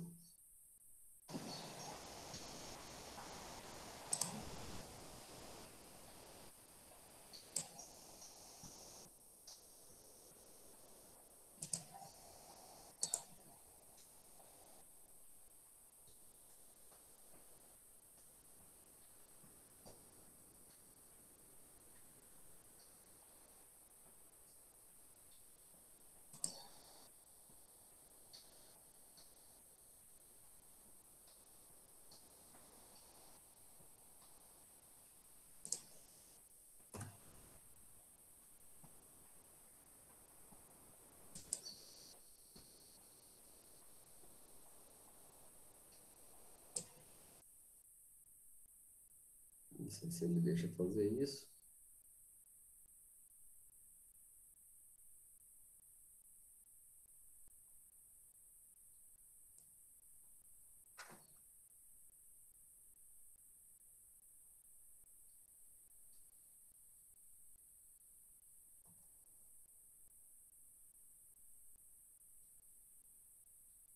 Rapaz, não é possível que minha máquina tá desse jeito.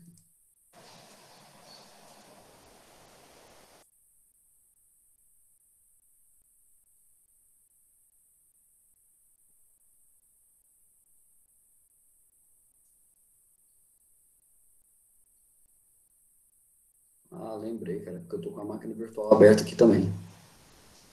Por isso que ele tá, por isso que ele tá arrastando desse jeito.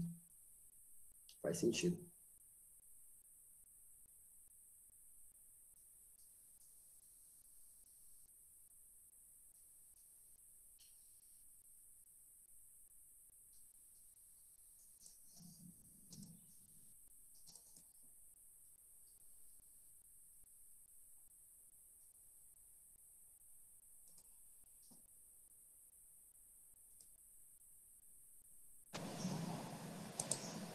Beleza, eu vou executar o que herda de threads.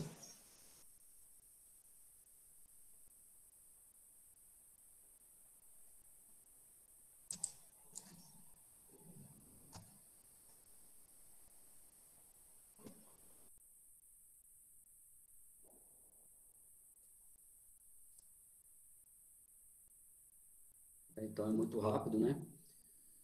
Pessoal, todo mundo conseguiu executar? Eu posso ir para as conclusões aqui?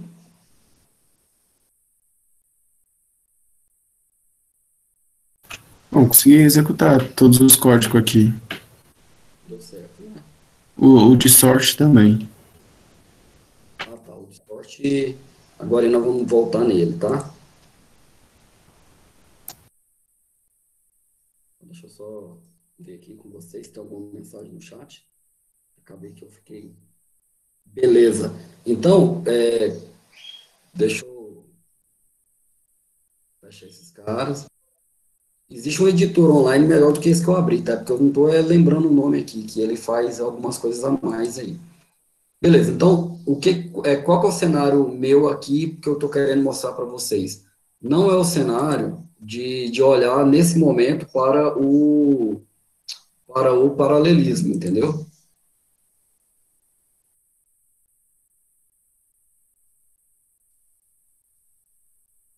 Ok? Não é esse cenário aqui. O que eu estou querendo dizer para vocês aqui eu não estou preocupado em olhar para a minha CPU, né, se ele vai executar aqui e vai ficar tudo no 100%, porque a quantidade, o tamanho do meu problema aqui, ele é um problema muito pequeno, né? Ele é um problema muito pequeno para ser paralelizado assim e vai gastar. Estou mandando rodar 100 vezes, né?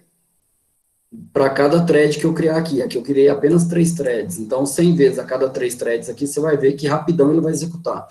Qual que é o detalhe? O detalhe é que nós temos aqui uma máquina que está rodando no paralelismo. O nosso console aqui do Java, o console do Java da IDE é um console serial. Então, não necessariamente porque ele imprimiu aqui, ó, 0, 1, 2, 3, 4, 5, 6, não significa que ele processou nessa sequência. Significa que chegou aqui no nosso console nessa sequência. Entendeu? Porque aqui, qual que é o problema do console do Java? Que você não consegue enxergar isso, ó. Entendeu? Aqui foi como chegou a situação, porque você está no multiparalelismo aqui, você está no paralelismo aqui, e o console do Java, ele é o quê? Ele é sequencial. Agora, a pergunta é, independente de ser paralelismo aqui, independente de ser serial aqui, você percebe que há uma mistura dos programas, tá vendo? Programa 0, programa 1, programa 2, programa 0, programa 1, programa 2. Isso daqui ocorreu para todo mundo, correto? Né? Ele não deve ter feito a impressão aí de maneira sequencial. Concordam?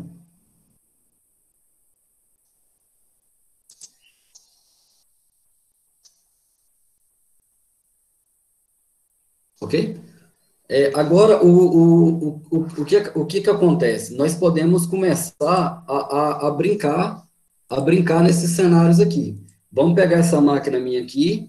Essa máquina minha, ela tem 3, 6, é mais fácil ler, né? Tem 12. Então, aqui, é, em vez de criar 3 threads, eu vou criar 12, porque são várias CPUs. 12.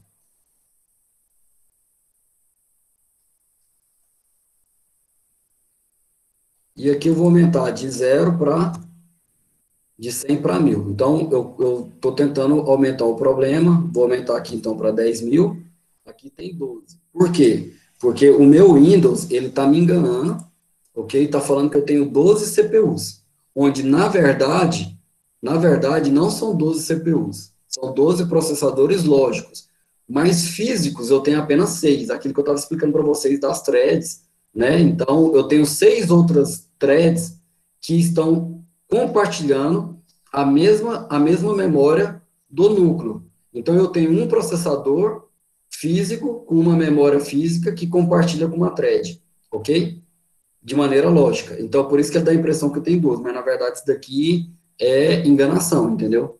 Isso daqui não existe 12, existe 6. Mas eu posso paralelizar em 12. Quer ver? Então, eu vou vir aqui, executar arquivo. Como o problema é pequeno, a máquina nem sentiu, ó. Começou a processar aqui, começou a processar aqui, começou a processar aqui. Vamos aumentar.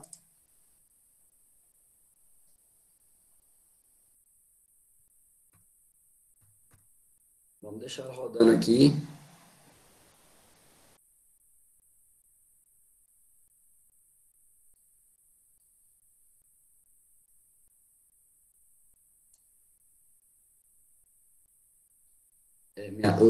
Ou lá tá lento a internet, ou é do meu lado de cá.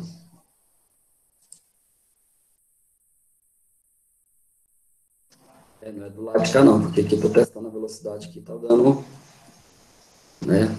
Tem recurso, 60 megabits. Já uma variável inteira pode assumir esse valor tão grande? Não, vai dar pau. Se passar de 9 aqui, né? Deixa eu... É porque, na verdade, tá travada a minha máquina, que eu não tô conseguindo digitar lá, ó. Oi, Djalma, nesse site que eu passei aqui no chat, pega certinho. Beleza, ótimo. Rodando nele. Tá bom, quem tiver com dificuldade de rodar, se quiser executar lá, é porque eu tô digitar aqui, eu não tô conseguindo, mas independente disso, é porque o NetBeans aqui tá dando pau, olha lá. Tá dando esse erro aqui no meu NetBeans e ele tá fechando. Quando eu clicar OK, ele fecha, quer ver? Olha lá, fechou. Mas, enfim, não temos a preocupação. Então, nesse caso, o que acontece? Se eu tiver exatamente lá, eu coloquei 3 threads, ok? Como eu coloquei 3 threads, ele vai usar provavelmente 3 CPUs.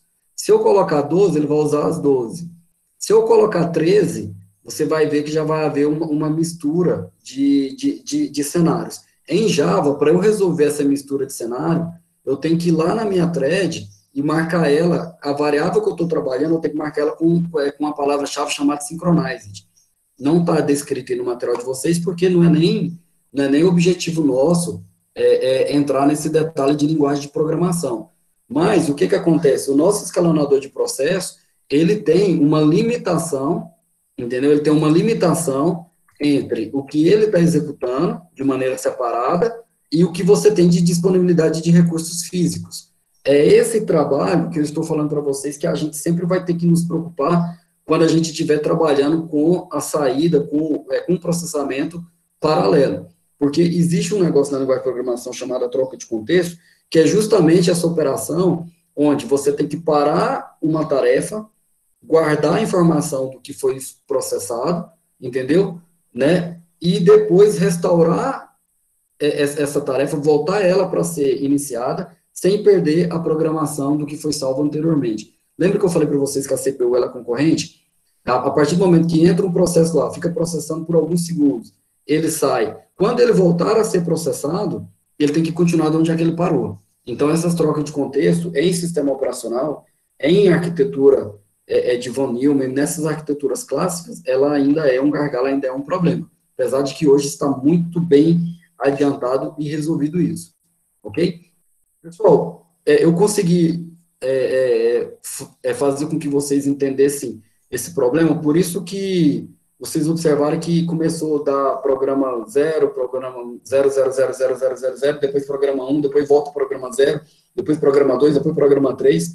Você percebe que o programa 4, o programa 3, por exemplo, ele vai executar bem depois dos outros, porque há esse problema na nossa arquitetura de tentar fazer isso.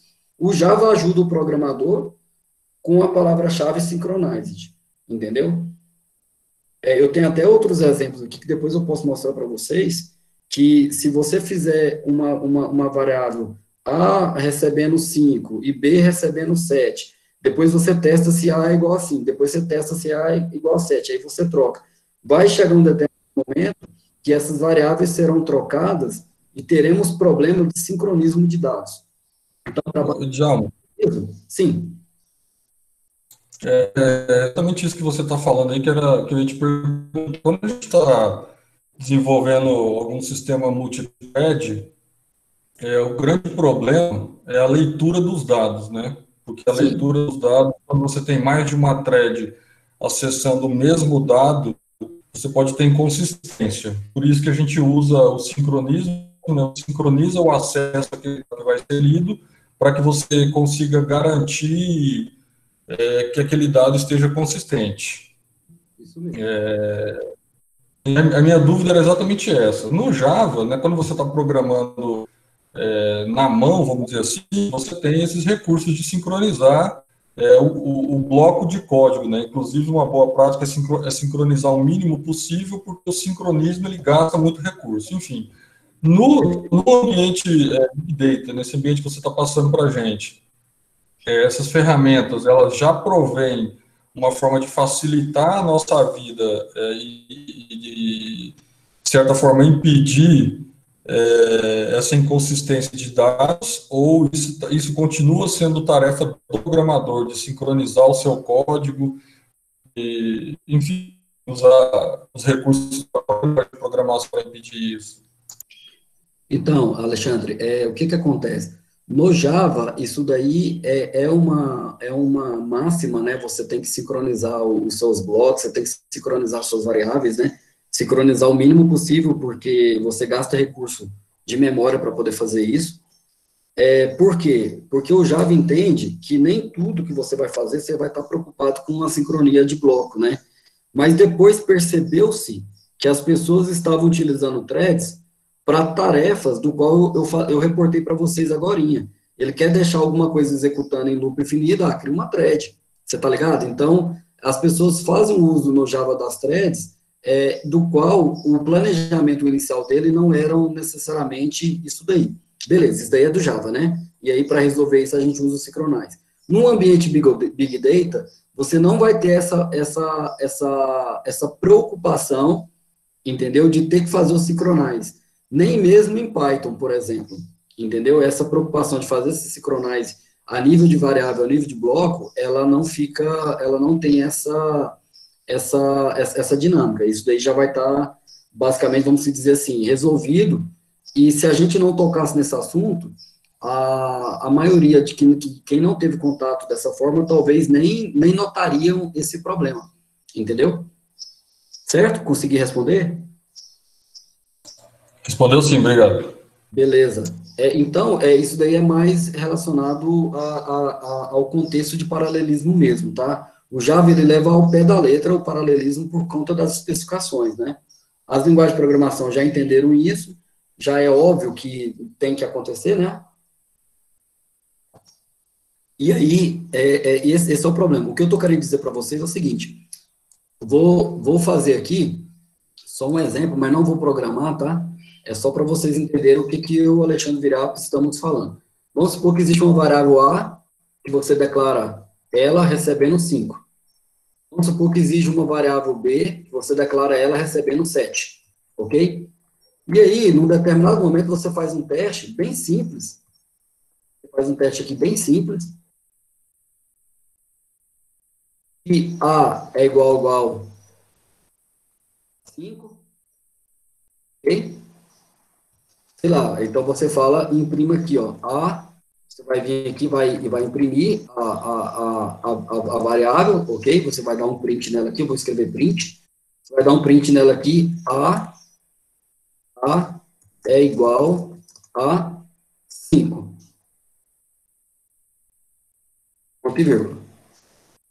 E aí, se você tiver um outro if aqui, ó, se B é igual a 7, você vai ter um outro cenário aqui, um outro print, e você vai dizer aqui que B é igual a 7. Pensando em programação, qual que é a possibilidade sequencial, se eu estou declarando que o A é igual a 5 e o B é igual a 7, qual que é a possibilidade desse cara aqui dar falso? Qual que é a possibilidade desse cara aqui dar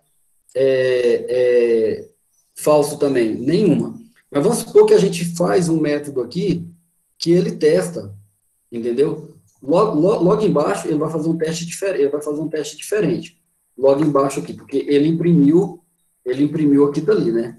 Então eu vou fazer assim, se A é igual a 7, a 5, desculpa, e B é igual a 7, então eu vou fazer uma operação de troca. A recebe 7, ok? Eu vou inverter. E B recebe 5, ok? Certo. De maneira sequencial, vai chegar num determinado momento que ele não pode mais entrar aqui, não pode mais entrar aqui. Mas se eu estiver utilizando thread, Lá no console vai chegar uma hora que o A, entendeu? O A, ele vai dizer assim, ó, A é igual a 5, e logo em seguida ele vai falar que B também é igual a 5, e logo em seguida ele pode dizer que A é igual a 7, ele mistura, cara, todas essas variáveis, porque na hora que ele trocou, o objeto não está em sincronismo, entendeu? E não foi feito o teste em um determinado momento, mas aí houve a troca na memória dessa variável, por conta que você está programando esse negócio aqui de maneira simultânea, paralela, e aí você vai ter problema com esse cara aqui. Você vai ter toda a dinâmica, entendeu? A igual a 5, mas ele imprime que A é igual a 7. Então, como é que você resolve esse paralelismo? Utilizando, colocando esse método aqui, esse bloco aqui, com a palavra synchronized. Eu não sei mais como é que se escreve exatamente, mas eu acho que é desse jeito. Quando você coloca desse jeito, o Java vai garantir e vai colocar um bloqueador no processo, né? Ele vai vir aqui no escalonador de processo aqui da CPU, vai bloquear e não vai deixar ele fazer o método troca sem ter terminado de executar o bloco do qual ele deveria executar. É isso, eu tenho um exemplo disso e eu posso mostrar para vocês, só que minha máquina está desligada, eu não consigo pegar agora, mas eu prometo mandar para vocês executarem e vocês verem isso daí acontecendo. Aí depois vocês vão lá, adiciona a palavra synchronize e puf, está resolvido. Esse adicionar a palavra synchronize e puf, está tudo resolvido, é o que eu estou explicando para o Alexandre, que a gente não vai precisar nos preocuparmos isso dentro da infraestrutura de Big Data. Ok? E nem mesmo em outras linguagens de programação. Isso aqui é algo muito inerente à especificação Java para trabalhar com thread. Ok? Professor, mas isso aí acho que não é só do Java, não. Isso aí é um problema de exclusão mútua, né? Isso. Porque a memória ela é compartilhada, né, com todo mundo, né? Isso, mas é justamente isso que eu estou tentando dizer, Antônio, porque isso daqui é da especificação do Java, e o Java segue essa especificação ao pé da letra. Nas plataformas Big Data, os caras já trabalham com esse paralelismo de maneira sincronizada, entendeu? O que eu estou querendo dizer? Mesmo o programador não entendendo o que é exclusão mútua, né, não entendendo o que é uma área compartilhada de memória, não entendendo o que é paralelismo, isso daí é abstraído pelo framework, entendeu? E você não vai ter esses problemas lá. Ô, Djalma. Sim. Agora, isso aí que você falou agora me gerou uma outra dúvida. A sua resposta eu entendi tranquilo. Agora, quando você está sincronizando um bloco de código, grosso modo, você está dizendo para ele que aquele bloco de código não é para ser acessado de forma paralela, que é para ser acessado de forma serial. Se a plataforma de Big Data já trata tudo sincronizado, eu fiquei na dúvida agora. Como que ela sabe o que é processar paralelo e o que é processar serial? Não. Ou sempre que eu tenho alteração de dados, ela já sincroniza automático. Porque o grande problema é a alteração do dado, né? São dados compartilhados que podem ser alterados por threads diferentes. Isso, ou alteração de contexto, né? Mas enfim, olha só, o que eu tô querendo... Se a gente for ver isso lá para frente, se não for o escopo agora, tá tranquilo. Só para saber se a gente vai ver como isso funciona. Não, tá de boa, vamos matar esse assunto. O que acontece? É porque aqui eu estou tentando dar um exemplo para vocês verem no código. Mas quando a gente está trabalhando com a plataforma Big Data, há uma preocupação de sincronizar o bloco e depois, na distribuição disso, que é uma operação onde ele vai processar, aí esse cara lá dentro ele vai ser feito um processamento de maneira paralela, entendeu? Então, é porque aqui eu estou falando de variável, estou falando de código, mas lá a gente está falando de volume de dados, entendeu? Então, o volume de dados, ele é processado, ok, de maneira distribuída, mas o código dentro dele é um código paralelizável. O que eu estou querendo dizer é que a gente não tem que ficar preocupando, entendeu, nessa mudança e nessa troca de contexto. Essa mudança e essa troca de contexto dentro esse programa aí do Mutex, esse problema aí de concorrência com memória, a plataforma, o framework, ele abstrai isso para a gente. Mas continuará existindo isso daí, porque é um problema lá que eu falei da arquitetura, e no cenário de Big Data, a gente tem que possibilitar que haja essa divisão, essa tarefa. Só que se a gente estivesse programando em C, programando na unha, a gente teria que, diante do problema de ter que dividir o nosso bloco de processamento em várias coisas, em várias partes, a gente ainda teria que ter um problema aqui de exclusão mútua, de ter que tratar ela. Aí o que eu estou falando é que esse problema aqui, os frameworks eles já tratam, mas eles ainda fazem, né, eles vão fazer de maneira paralela e, nesse caso aí dos frameworks, distribuída. Aqui a gente está falando só do paralelismo. Ok? Show, valeu. É porque o meu exemplo, eu estou dando um exemplo de código, e lá no nosso cenário lá, existe um exemplo de volume de dados, né? É um pouco diferente os nossos cenários. Aqui é só para a gente falar que existe esse problema, que se você não resolver o problema da exclusão mútua, o seu código, ele vai começar a embaralhar essas variáveis. Isso daqui não pode acontecer lá no Big Data, ok? É basicamente isso que eu estou querendo dizer. Mas esse synchronize é o que eu falei, é o que o Alexandre acabou de colocar. Se eu coloco synchronize em tudo, ele vai chegar numa situação que ele não vai paralelizar, porque quando eu faço synchronize, eu estou indicando que esse bloco de código aqui é para ser feito de maneira serial dentro da CPU, né? Então, não há paralelismo aqui dentro, a partir do momento que eu coloco synchronize. Isso aqui vai ser executado de maneira sequencial e vai iniciar e só vai parar quando terminar. Ok? Essa seria a ideia.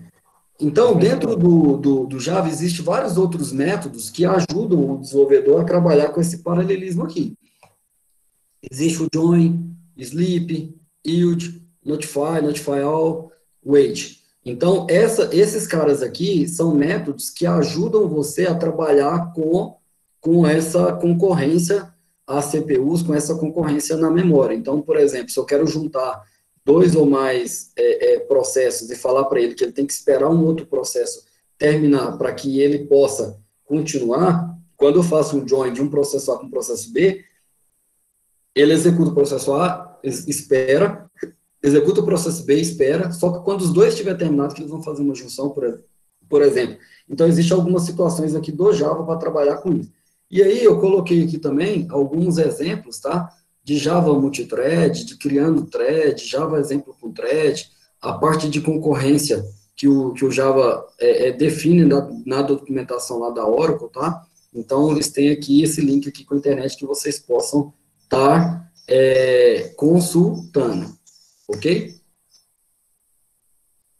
Beleza? Então, eu vou aproveitar esse momento que tem mais pessoas na aula, eu vou dar uma interrompida aqui rápida, tá? Vou fazer chamada, aí após essa chamada nós vamos para um intervalo aí de 10, 15 minutos, e aí a gente retorna a nossa aula aí, porque bom para a gente ir no banheiro, dar uma esticada, né? Fazer algum exercício, né? Tá na hora já de levantar. Eu vou encerrar por aqui, porque aqui eu já começo uma outra problemática, tá?